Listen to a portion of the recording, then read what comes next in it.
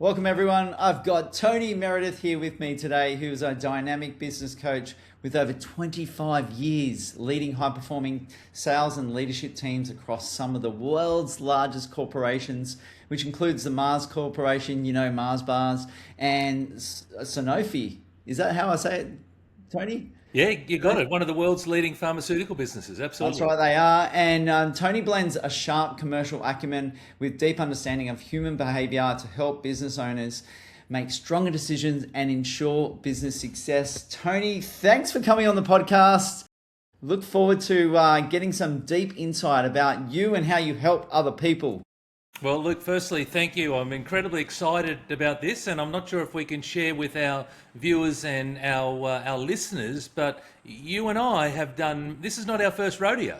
And so Certainly not. we ended up doing 250 episodes of a weekly Facebook Live, and we called it the Sunday Mindset Session. And you would dial in from Sydney, and I would dial in from Brizzy, and we'd talk about mindset and all sorts of other fun things. And so we did it for 5 years, 250 episodes. So Every week, the consistency, you know. well, the consistency, and hopefully too, the pair of us, we've got it down pat that we gel well together. I hope so after that many episodes.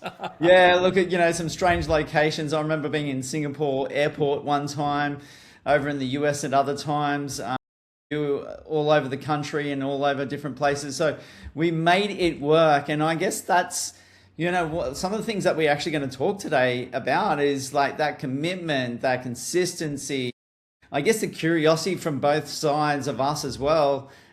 Sort of reminded me of just a speech I did just recently. I talked at Red Bull Racing over in London, and I actually used those three C's as part of my conversation to the audience. So that's a big part of what we've been doing, and what I want to really deep dive into today, and how you help others, Tony, when it comes to business and leadership. Let's get straight into it now. What is one challenge, Tony, that has changed everything for you in business? Well, COVID. So COVID was a massive challenge. The way we did things prior to COVID versus post COVID was a challenge and also an opportunity, and businesses generally. And so, it's now about leveraging the post-COVID and how do we, make that work for our respective businesses. But for me, the way I was doing things before is different to the way I am now. And the fact that we do, more Zooms than we've ever done, that's an opportunity because now I'm able to, I'm not limited by geography anymore. So that's, one example. And that was a huge, big, change for me.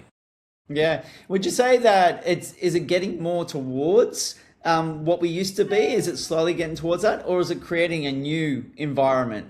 I think it's new, and and it's not just post-COVID because there are new things, and I know that we're going to talk a little bit about AI today, but I mean that was never around. Well, certainly not publicly when we went through COVID. So we've now got things that are coming at us that are from left of field that perhaps weren't here, and that's all part of it. Part of life, part of being human. If you look back in time, there's always something new. There's always something innovative. There's always something exciting that's happening, and really for me, it's about how do we lean into some of these changes, look at them as opportunities, embrace them, as opposed to be fearful and wish that things were the way they were.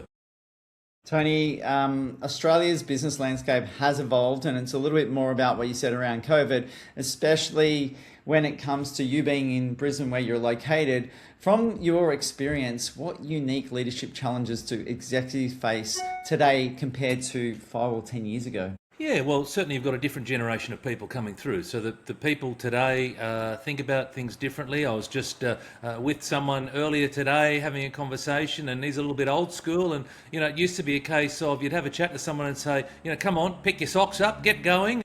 And that would be enough. There might be a few expletives in there that I won't share with the audience, but that would be enough to get people moving. Whereas nowadays, people are different. Mental health is talked about a lot more than it ever has been, and it's a lot more widely accepted that it's real, it's an issue. And so from a leadership point of view, we've got to take all those things into consideration, because years ago it was like, harden up, get moving, and we never paid any attention to that. So that's a massive one, Luke, when it comes to dealing with people. And the other I touched on, which is around AI and the way that we work. So it would be ignorant of us to think that AI is not going to to impact us in some way, and we can either be scared by that and worried about the job loss, or we can embrace it and go, right, how do I make this work for me? And then with the time that I've freed up, how do I go and reinvest that time? Because the single biggest comment or issue that I deal with is I didn't have enough time.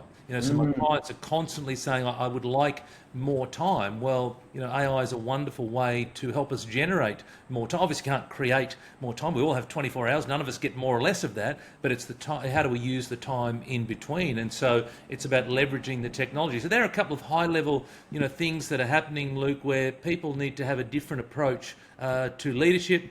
Also, social media is the other one. So I have a marketing degree, but my marketing degree was from the late 90s. There was no such thing as social media back then. So, there might have been a few dinosaurs roaming around, but that was about it. Whereas nowadays, it's all about social media and using these resources to start to, get our message out to the world. So that's something else that we need to consider as well. Tony, for leaders, we just spoke about AI, but for leaders who are integrating AI and new tech into their ventures, what mindset shifts or capabilities are essential to thrive? Well, I just alluded to it a little bit, and that is be open to growth, be open to embracing. Don't run for the hills and be scared, bury your head in the sand and hope that this thing goes away. It's here. It's here. It's a bit like when we converted from the horse and cart to a car, or from pre-computers to computers, or mobile phone, or whatever it might be. There's always points in time when there's new technology, and it's about embrace it. And naturally there's going to be the bell curve. There'll be those at the front end and they will be absolutely all over it. They'll embrace it. There'll be those at the back end that will pretend that it's not going to happen, and there'll be the bulk of people will sit in the middle. Well, the opportunity is, how do we get those bulk in the middle to move towards the accepting, embracing, learning, developing side of things, because it's real, it's here. I understand why people would be scared about it, but my advice would be, don't get scared about it. Actually invest some time into understanding a little bit about what it does, or seek out people who are experts in this space and see if they can help you. And from a business point of view, how can AI help you do certain things? So it might be to better understand your financials. It might be to capture the meetings and providing you with summaries of what happened in that meeting. It might be to help you create or craft a better email. Like there's just, and that just at a high level. It could be about the automation of when I get a new inquiry, what does that look like? I've got AI. So there's so many wonderful. Like HR is going to be one, obviously to work with staff. And I know that you mentioned it earlier, Tony, just to allude to it a little bit more, but it's going to be interesting to say, what kind of challenges do those business owners that you work with are having? And all I hear is staff. Yeah, which is 100%, and they're people, and people come with their own dynamic set of complex issues and problems, and it's a beauty about us as a race. It's a human race, and it's not a one size fits all. So as a leader, you need to be able to adapt. You need to be empathetic to what's going on with your staff, as opposed to, as I said, the old days, just harden up, get going, get on with it. That doesn't exist anymore. I mean, not saying it doesn't exist, because sadly there are people out there, but it shouldn't exist. We should look to move forward and really understand that every individual is exactly that. And my style as a leader needs to flex and adapt to suit the individual, as opposed to having this one size fits all and then being upset and frustrated when things don't work out. It just doesn't work that way. We're unique. We all have our own different beliefs, our own different values, our own backgrounds, etc. As a leader, we need to apply that level of individuality into what it is that we do. Tony, what are 3 actionable items that you would recommend listeners do in the next 90 days, especially for those business owners out there? We talked about AI, we talked about HR and the labour content of having employees and the issues that come up, mental health we sort of alluded to as well. But for you, what are the 3 big things that people should be doing in the next 90 days? Well, I'll give you a generic answer first, and if you want me to be more specific, I can be. But the generic answer is get clear on what you want. So I've literally just had a prospecting conversation with someone this morning, and they have no clarity about what it is that they want. And so it's about starting to set some goals. Now, we're having this conversation in December of 2025.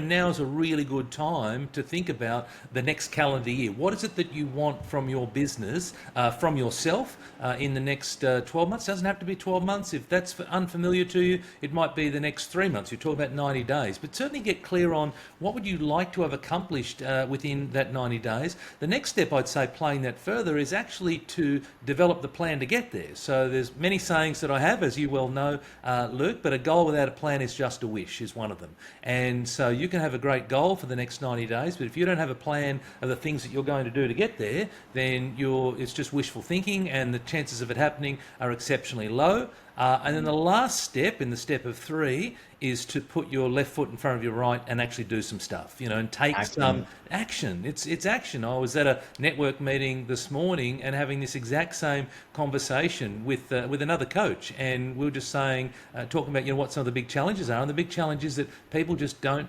take action, and Bob Proctor used to talk about it as the knowing doing gap. In a lot of cases, we know what we should do. With AI, it's not hard for me to figure out what I need to do. How do I grow my business from X to Y, get into AI, type it into ChatGPT, it'll spit out a whole range of things. That's not where the issue is. The issue is that inability to then actually go and do the thing that's required. I still talk to people to this day about social media videos. Can you believe it? And I know you and I have talked about this many, many years, and I touched on at the start that we did 5 years worth of Facebook Lives, and I understand why people are fearful to put themselves out there into social media. But again, it comes down to take some action, and fortune favours the brave. Take a risk, do some things, put yourself out there, and you just never know.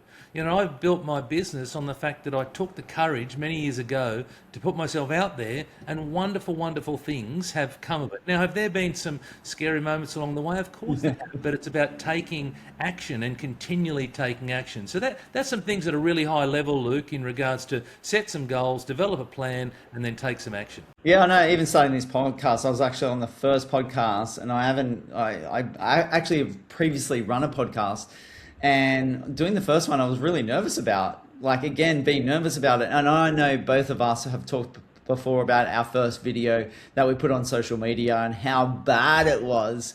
And that is the idea of taking action. So hopefully people get that idea. When we first started, no good, terrible, got terrible feedback as well from people, especially I know from myself, just the ridiculousness of the comments that were coming through, how bad I was during that time. So it just made me lift up, do it better, keep training myself, and that was the result of being, continue and do it, because we are taking action, Tony.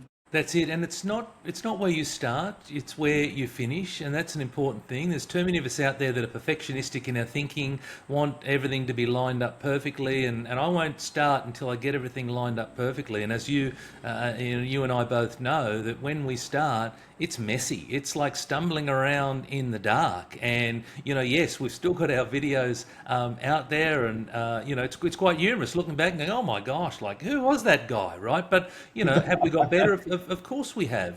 Do we have room to grow? Of course we do. But, we're way better today than we were. And it's all about the progress, progress over perfection. Just getting out there, doing something, leaning into the things that scare you, because it's fear that holds us back. And someone was asking me just recently, actually, how have I got into doing so many videos? And I said, because my goal is so much bigger than